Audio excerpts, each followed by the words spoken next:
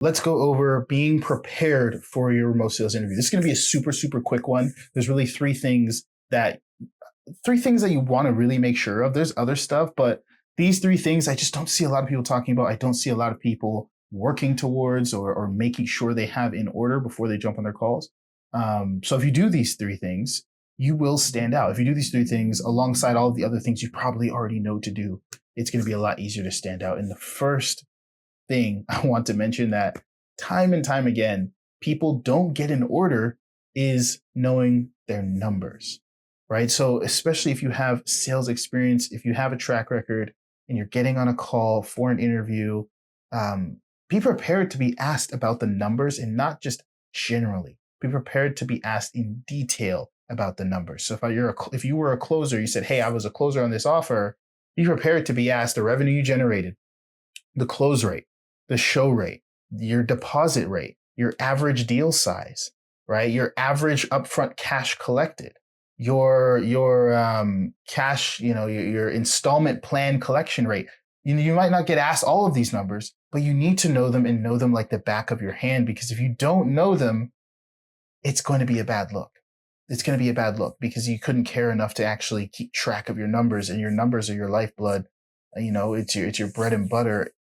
If you're the salesperson, you should have the data. If you can't even track the data and you can't bring the data to prove your track record, it's going to be less believable, and it's just a bad look. So first things first, make sure you are super clear on your numbers. You should know your close rate. You should know your deal sizes. You should know your total revenue generated. You should know as much as possible and be ready to answer those questions clearly and with confidence. And that brings me to the second point. Practice your communication skills.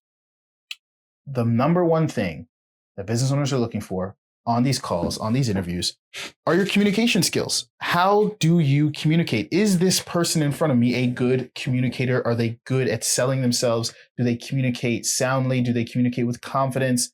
Are they someone who can present themselves in a way that makes me want to buy the product they're selling, which is their sales skills? If you can't sell yourself, how are they going to sell my service when my service is something they know less about than themselves?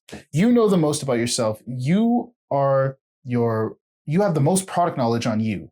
So if you can't sell you well, how can you sell something that you know a lot less of, right? So you want to make sure that you have great communication skills. And that just comes down to actually practicing the questions you're going to be asked in an interview.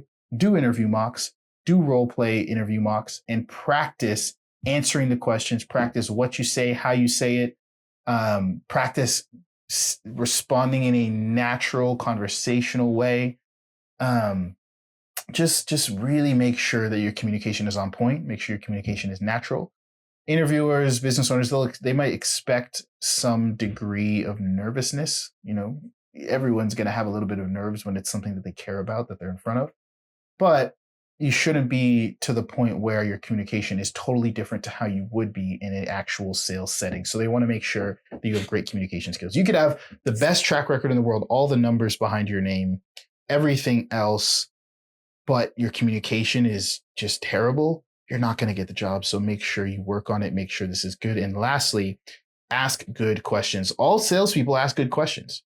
Great salespeople are great question askers, right? Because you need to ask good questions to gather good information and to build trust and to show authority. So if you can't ask good questions, you're probably not good at sales. So ask questions at the end of your interviews. I've been in interviews where I was the only one asking questions in the group interview, and I got the job over the people that didn't, right? So make sure that you have good questions to ask, not questions that are just solely self-serving, but questions show that you're looking to help the person interviewing make a better decision, and that you're in it for the long run, and that you're in it for the growth of the team and the company, right? Don't just ask self-serving questions about lead flow and stuff like that. Yes, you do want to ask those questions. They're good questions, but make sure you slide in some questions there that would make that person's life easier. Again, if you seem like you're someone who's going to come in and make their life easier, they're going to want to bring you on because you're most likely going to make their life easier, right? And when I say make their life easier, I mean, maybe a question like, hey, what is a struggle that the whole team is facing, the whole sales team is facing right now that I could know to that I can focus on so that I don't run into that as well.